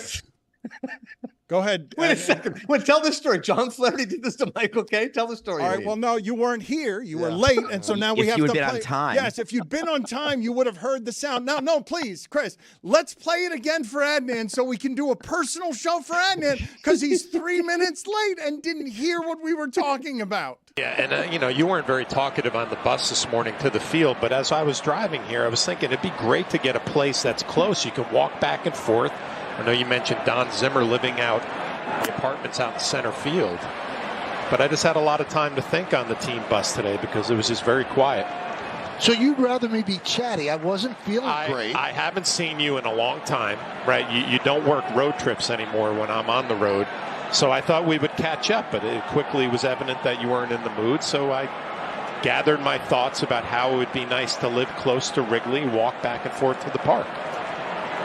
Interesting narrative that you're putting together, because I've been told by executives that you prefer to work with Ruocco. That's why you two guys are matched up all the time.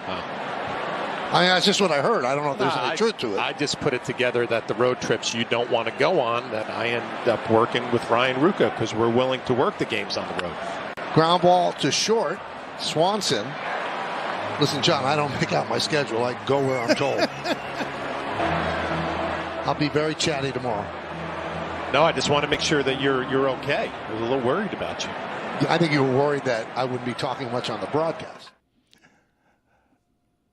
Nice. And that's number I thought it was one. done by now. No, if you had listened to it the first time, you'd have known when the sound was SOT was done. Secondly, the fact that we had to play it twice to placate your being late.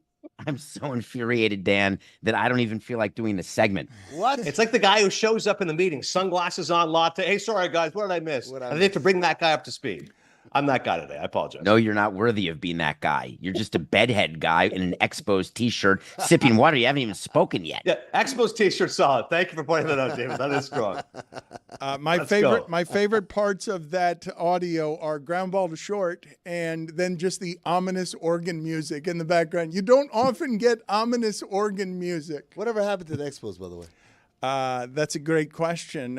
David Samson is with us. He could probably answer it. We'll do that another time because we have to get to the top 5 movie lists that they've put together. What is the subject that we're doing today?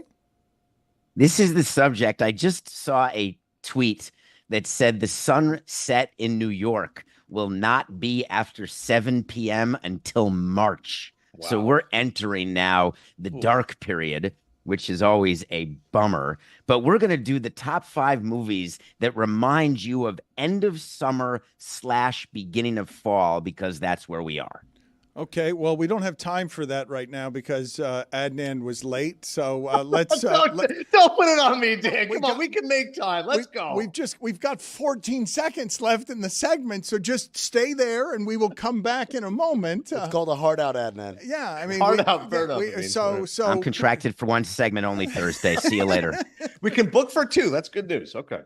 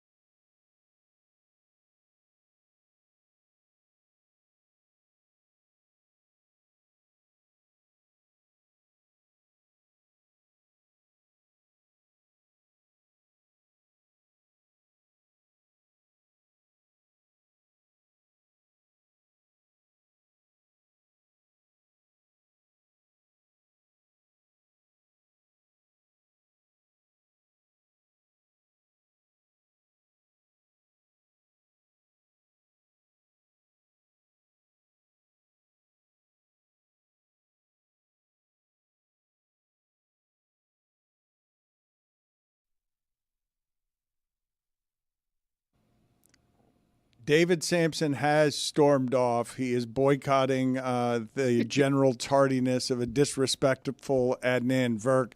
I am very eager over the course of the next couple of months to get their baseball analysis because we've got 2 foremost experts on the sport at a time that's really exciting. I was saying before yesterday, Adnan, that it feels a bit like the playoffs have already started because of the stakes on all of these games. The Yankees in Seattle playing late last night in a game Seattle has to have because they have to finish strong. We will get David back here in a moment to do the movie stuff, but at the end of this segment, we'll have Pitch Clock. It's a segment that Jeremy is doing, and if you love your baseball, you are going to love this segment. If you don't love your baseball, you're not going to love this segment. Not true. That's not true. Well, it's you need to love baseball in order to love the segment. No. I think the beauty of pitch clock, Dan, is that it makes it accessible to those of us who maybe aren't as well versed in baseball as some of us are. Okay, but I would say that Jeremy's being in the middle of it also makes it something that perhaps people, if they don't want baseball, might not find it terribly palatable because Jeremy's wandering around and he won't shut up about the Detroit Tigers, for example. Dan, the gritty Tigers. I mean, come on. The gritty Tigers. Have you seen what they've been doing lately? It's amazing. Javi Baez, their highest paid player, since he went out, they're 17-7. They were a team that was 8 games under 500 in August, and now they're a half game out of the AL wild card after sweeping the Kansas City Royals, who had been a hot team themselves. Some stats for you. I mean, it's unbelievable because they only have 4 players who were batting above the league average in OPS. They don't have a catcher batting over 200. They have a Cy Young Award winner at the top of the rotation. But their team in the last 42 games, they have a team ERA of 2.54 and a whip of just over 1 as a team. It's unbelievable what they're doing. They're they're my favorite story in baseball right now. Detroit Tigers fandom, I am with you. Please send me everything that you have about this team. I am obsessed with the Tigers. I was trying to shake you off of all of this. I was going, no. Well, you had your face behind the glove. How was I supposed to see? Well, that's how the pitchers do. I don't want the batter to see my count. Adnan loved it. Adnan, what's your favorite storyline in baseball? Well, listen, I'm with him on the Tiger story because I think it's been amazing. The fact they're a half game right now, the wild card spot is insane because nobody saw this coming. And I want to focus specifically on Tarek Skubal. Last in his numbers going in, 16-4, 2.5 ERA. He's going to win the Cy Young. He's nasty. He's fierce. He's ferocious out there. And a name that people probably haven't been paying attention to is Parker Meadows. He's been unbelievable for the Tigers. He's absolutely taken off. Cole Keith's been good. Matt Vierling, one of the few players that does have playoff success, has been excellent. So I share Jeremy's enthusiasm. You just made up names. You just made up names. No? Parker Meadows sounds like a very upscale neighborhood, like a suburb. Where do you live? I live out in Parker Meadows. Oh, that's nice. Ooh, right next to Chicago. Yeah. Yeah. I also think, guys, the Mets Braves, it's unbelievable. The Mets are going to be a playoff team. They're 2 games up right now in Atlanta. They're pushing, as a matter of fact, the D-backs for the second wild card spot. Again, who would have thought a team without Kodai Senga for much of the year, led by Luis Severino and Sean Manaea, and David Peterson would all of a sudden be pushing for a playoff spot. Lindor's runner-up for MVP behind Shohei Ohtani. Ohtani's now at 48 home runs and 49 stolen bases. He's going to be the first ever 50-50 player. But if it wasn't for him, Lindor would be the MVP. And I'm telling you right now, fellas, I would not be shocked if the Mets made a deep run this October. If they make the playoffs, watch out. And with their MVP out for the last week, they brought up Luis Angel Acuna. If that name sounds familiar, the younger brother of Ronald Acuna Jr., he's now playing shortstop for the Mets. He's homered in each of the last 2 nights as they've gone on to win and are extending their lead against the Braves. So it's Acuna against Acuna crime. It's got to be awful for the Braves. I mean, this has been amazing for the Mets. Acuna. I said Acuna. David Samson has returned. He was shouting. Who are you shouting at? You're yelling at Meadowlark people? What are you frustrated by? Why are you yelling into your telephone? The mute was on. I was on the phone with my agent, actually. We can tell you were saying, nope, I won't do it. Because you're pissed off? Who are you pissed off at? Everybody? No, I just did. I have a schedule that I had to keep. I was not expected to do a second segment this morning. I've got another meeting I've got to get to here at LA. And it's because, and we're doing this because of Virk, which I don't quite understand. Sam said it was 3 minutes. You can't hold me liable for the second segment. It cost us the whole segment, Adnan. No, it didn't. And we had to sit through a mean going to the restroom, which delayed everything for today. You didn't have to, first of all, you didn't have to sit through anything. I told you guys you could just start the show. I don't care. I'm not going to be like, wait, what did I miss? It's your segment. It's not my segment. I'm trying to think. I've got IBS. I mean, I feel for you. I really do, but we're live. What am I? So I should shit my pants on air? Don't eat milkshakes at night. Well, guess what? Guess what? First of all, Chris, how leaky are you, buddy? How leaky are you? Yeah, my bad. All right, number one. Number two, you know what? Sometimes it's just gas. Sometimes it's a little bit more. Today was a little bit more. Okay, all right, thank you. No, I mean, you guys want to make it content. Let's make it content, Le Batard. How leaky are you? That's what we're talking about.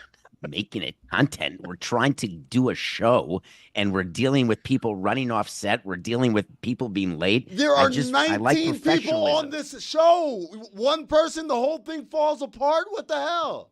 Oh, my God, Amin had to go to the bathroom. What can we do? We've just got to stall it all out. What? How can we move forward? How can this country move forward? Can we hold an election with the means taking a dump? End of I just summer think that you're movies. responsible, Amin, for your own diet. People are responsible for their own jobs. And I think at Metalark, if we were better at that, we'd be better in general. Yes. That's what's holding us back, ladies and gentlemen. Wait a second. It's just a guy going to the bathroom, and a guy being 3 minutes late is an indictment of an entire company? That's a little much. Adnan, that feels hyperbolic to me. No, it's not, Adnan. Damn No, it's not. descriptive. No, it's not. The difference last year between the Rangers and the Diamondbacks was the Rangers didn't have to shit as much. They managed to hold their shit in, and that's how they got to the top. Number one in the sport. You know what? Don't dump. Wait until now you're a baseball guy. Now I'm a baseball guy. I shot out all my basketball knowledge, and I came back with fresh baseball in me. And on a side note, Amin, what really bothered me this morning, in addition to Virk being late, was your commentary on Jim Abbott. Do you have any idea what it was to do what Jim Abbott did? And your imitation as someone who works with physically challenged athletes is embarrassing. Well, it is. You don't have one arm, you have two. Yes, and for you to try to imitate it, just say it is unreal what he did. He's got 1.75 arms. He doesn't have one arm.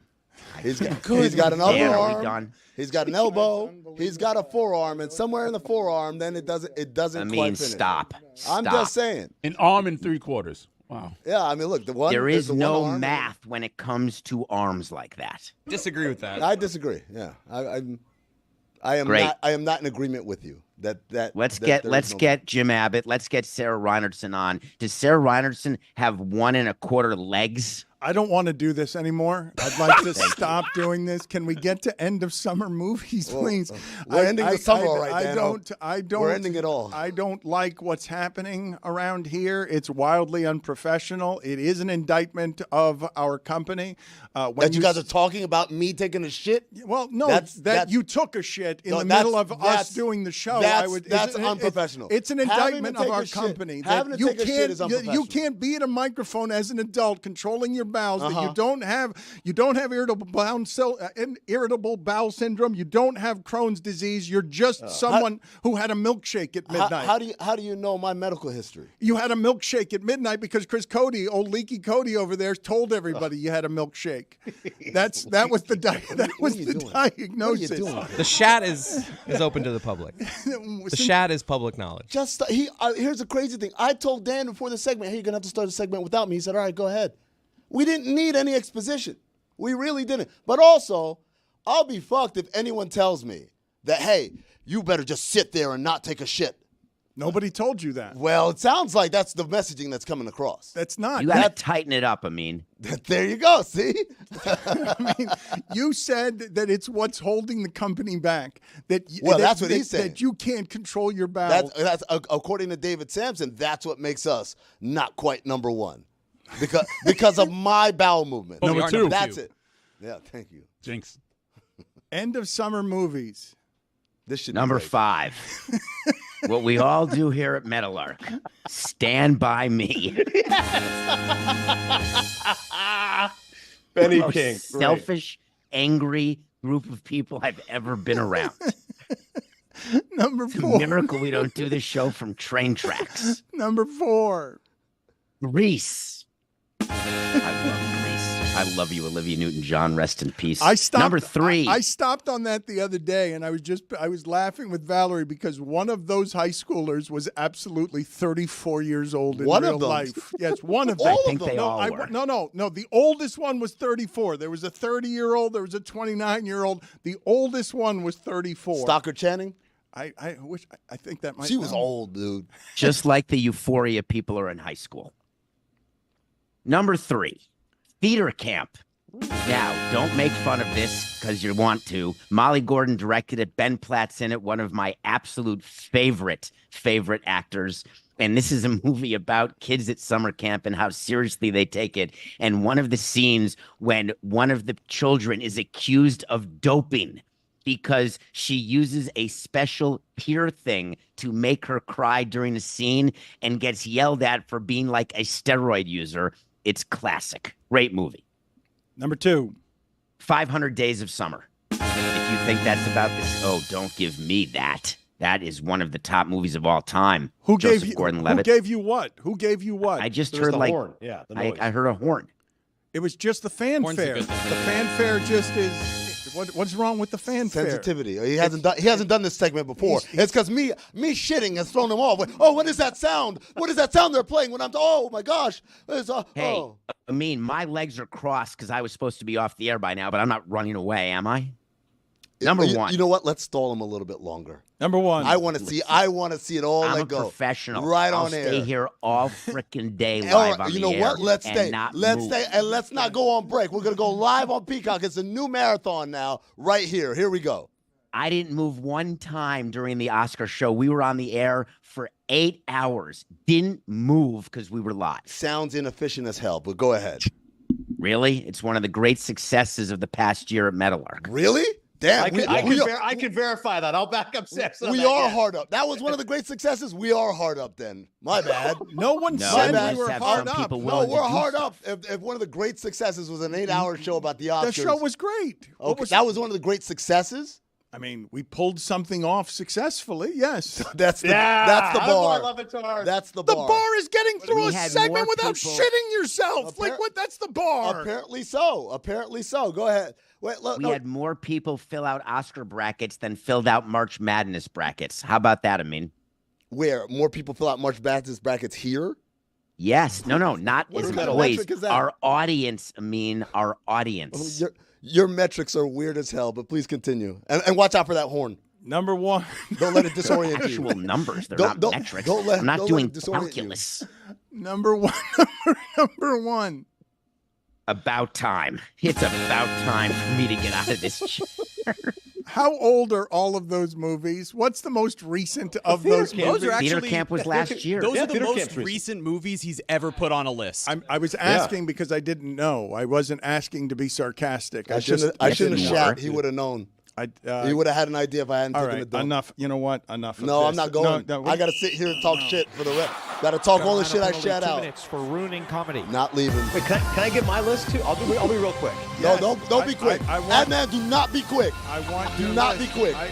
You're not proving anything by making Samson just sit there. Like you're not proving. I'm not anything. proving anything. I just want him to be uncomfortable. I'll go all day. Number five. Okay, I'm glad. We're not going off air either. It is such a pathetic threat. I won't go all day by going all day. I'll go all day and I won't go all day. You are sure he is staring at us and he is daring us to make him pee. Number 5, Adnan. The Way Back.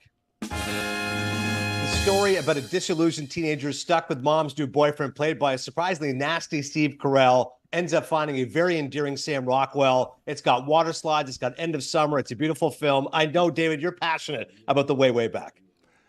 Are you, David? Is that true? When he says, I know you are, he was looking for some chemistry from a broadcast partner. You say that to a broadcast partner and they go, you're right, Adnan, but you were refusing to play along with him.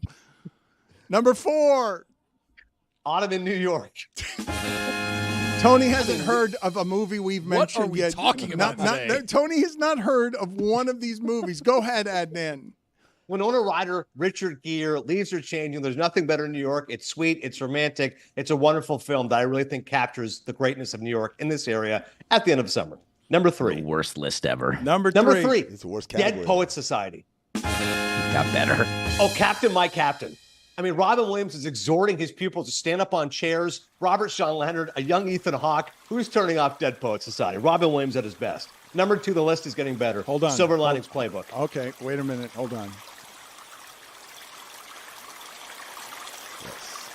It's relaxing. I can't believe the bravery and strength of one David Samson as he stares down water sounds of all kinds, the sounds of flowing liquids. Nothing can make him pee. He's sweating, though. Chris Cody was too busy with the sound effects to give you the fanfare there, Adnan. So mention number 2 again, please. Sure. Number 2 is Silver Linings Playbook.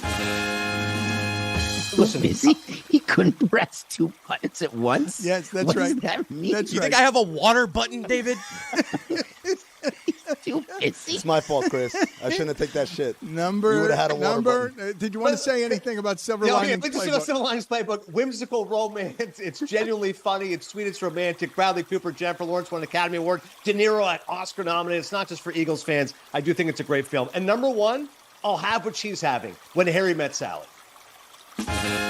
If I think of end of summer, early fall, I'm picturing Billy Crystal and Meg Ryan, and of course Rob Reiner's mom, stealing the scene of that unforgettable scene in Katz's Deli. Tony, had you heard Your of... list is so off the computer, Adnan. It's incredible. You don't think that's a great list, David? You don't think those... If I put on When Harry Met Sally right now, you and I would hold hands and watch that movie. We'd love it. I will not hold hands with you, and it has nothing to do with any sort of homophobia or any proclivities. wow. It has to do with my absolute disdain for your behavior today. It was just an expression for the unity we would feel together. Tony, that's a good list. Tony, how do you feel about... you've certainly heard of When Harry Met Sally, Yeah, yes? last couple ones from Adnan I heard. I don't think I had ever heard of any of the ones that David said outside of Grease, maybe. Did Grease was on the list? 500 Days of Summer. You never seen 500 500 Days of Summer you never heard of, Tony? Tony, you're not missing much. What? Very whiny movie. You guys are the worst. Very whiny movie. As I was mentioning before, Pitch Clock is going to be at the end of this hour, David. But before we get you out of here, and I just want to tell the audience, The Cinephile is Adnan Virk's podcast. You should find that wherever you get your podcast. Nothing Personal is David Sampson's podcast. He reviews a movie every day on his podcast. We were asking while you were storming around calling your agent, the single most interesting storyline in the playoffs, or headed into the baseball playoffs, according to you, is? The Milwaukee Brewers. Wow. They got rid of Craig Counsell. He went to Chicago. He left him. They traded their number one starter, Corbin Burns. Their best player, Christian Yelich, is out for the year. Their closer missed half the year, the first half. And somehow they've got an underage guy who is unstoppable. And the Brewers are in the playoffs, having won the Central when every predictor had them as third place in the Central. I think they're the top story. Underage guy? What does that mean? Jackson Churio. He's only 20. He's 20. Yeah. He's not underage. Remember yesterday, I told you. 20 odd homers, way of 20 saying stolen it. bases, 20 years old, the youngest ever. I You guys wasn't. were so interested in it. You thought I was listening? Tony, Diddy wants Samson to be his lawyer. Hey. Good seeing you guys. Thank you, Samson. Yeah, unnecessary Diddy reference. Yeah, just terrible. Just terrible. Truly terrible Dan, segment from... get control of this. Yeah, sorry. David Sampson and Adnan Don't Virk. send him off yet. He still wants to stay. He said he wants to do this all day. Yes, you got to back up. The Oscars were an unqualified success. Give us some backup on that. Come on. The Oscars were, yes. The Oscars were an unqualified No, success. the Meadowlark, never mind. Thank you guys. Appreciate it.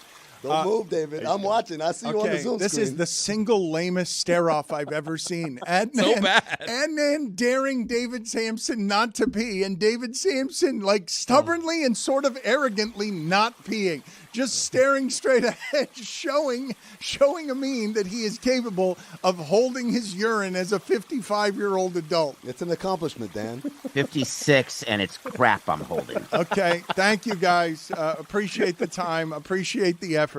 The Netflix docu-series that starts, speaking of movies, The Starting Five is what it is. And there's this new age in documentaries and in sports documentaries where people are trading access for a bit sanitized stories. I told you that Oprah just bought back her documentary from Apple because she didn't like it. She didn't like, and I'm sure there's stuff in there that she did not like, and she wanted it out of there. And when they refused to do it, she's like, okay, I want my documentary rights back then. That's because she's an executive producer on her own story, and that's why, right? She has that control. It's not like Apple said, we're doing this documentary about Oprah, and Oprah said, oh, I'm very honored and flattered, and then said, wait, you guys want to ask me about that? Never mind, take that out. It's because it's her project that she's able to do that. She's able to buy it back, right? And so this gets to the heart of why many of these documentaries are compromised, right? Because in order for the access to happen, they are giving executive producer titles, which gives control and credit to the subject. But in many of these cases, it's not even that. It's the subject that's saying, I want to do a documentary about myself. That's even a higher level of compromise, if you will, that I can say, hey, I got a great idea for a documentary. Oh, what is it about? It's about me. And if you're Apple or one of these studios, you're like, well, Oprah moves units. We know this. Oprah has a touch of gold. So it's like, yeah, I want to be involved with Oprah. I also want to do a good job of this. But you've ceded any control of any sort. And so that's where we find ourselves. What are you expecting from starting five? It's Anthony Edwards, it's Jimmy Butler, it's Jason Tatum, it's Sabonis, and it's LeBron James. You buried the lead. Domantas Sabonis. Well, I'll tell you what I expect. I expect it's produced by Uninterrupted, and it's about LeBron James. So I don't expect anything to be insightful in any way. Much like, we talked about a couple of weeks ago, the Russell Westbrook documentary. I don't think it was necessarily bad, but I just thought it was toothless. And actually, I did learn something from the Russell Westbrook documentary. That I learned that this player, this guy that everyone told me for years, doesn't care about what anyone says. He lives his own life. He does his own thing by his own rules and all that. And I believed that. I used to believe that about Russ. And then I watched that documentary, and the cacophony of three voices: Stephen A. Smith, Skip Bayless, and Colin Cowherd, tells me he's listening all the time to those three people, and he is in a prison of the reaction to what those three voices are saying. When Russell Westbrook is ornery towards the media, he's not ornery towards Darnell Mayberry, who was a beat writer for a long time in Oklahoma City, or Royce Young, or any of these guys. He's ornery about what the three biggest voices were saying about him and applying it across all the entire landscape. And so inadvertently, I learned that Russell Westbrook kind of is sensitive about what's said about him, even though he told us otherwise. Steph Curry's documentary, also very not good, not interesting at all. But what I learned is Steph Curry apparently does not want people to think of him as a silver spooner. He does not want the world. They never mentioned one time, my dad played in the NBA. They never mentioned one time, my mom was a high-level D1 athlete. It was all about the little guy who couldn't, and I tried. And it tells me something, the omission, the things they did not talk about in the documentary, tells me a lot about, like, oh, this must be how you feel about stuff. So we're going to learn some stuff, not what they want us to learn. What they want us to learn is going to be some banal, corny, vanilla stuff, but we'll learn by what they omit. I was interested in my reaction to, I'm more excited about this basketball documentary than I have been for quarterback, receivers. Like, football's bigger in this country. I get more excited for football on Sundays than I do for NBA games, but for some reason I'm more interested in Anthony Edwards, Jimmy Butler, LeBron James than I am in Amon-Ra St. Brown and Patrick Mahomes. I don't know what I'm doing there, but I saw that preview for basketball, and maybe it's the mask, the helmets. I just feel like I know these players more. Maybe it's because I have my connections to LeBron and Jimmy that it excites me, but I'm more excited about this doc than all those football ones. That's exactly it, is these personalities already a little bit, so you know a little bit what to expect. I don't expect to learn anything revelatory in this, but I don't think they've really pitched it as like this exploratory documentary. It's a series. We're just following along with what the season was and getting some fun tidbits we didn't get in live game coverage. So to me, it's just something to complement the storytelling we've already had, not necessarily discover something new. In the quarterback, wide receiver one that we've been doing, like, it's weird because they're just kind of boring. So you're hoping that in this stage, in this other basketball one, that they're not going to be boring, maybe? You were objecting to Sabonis. You didn't like him in this group. It's not that I didn't like him. It's just like, how did he get that? It does fall out of the sky What a a gig for him. It's like, wow, we got the top. DEI.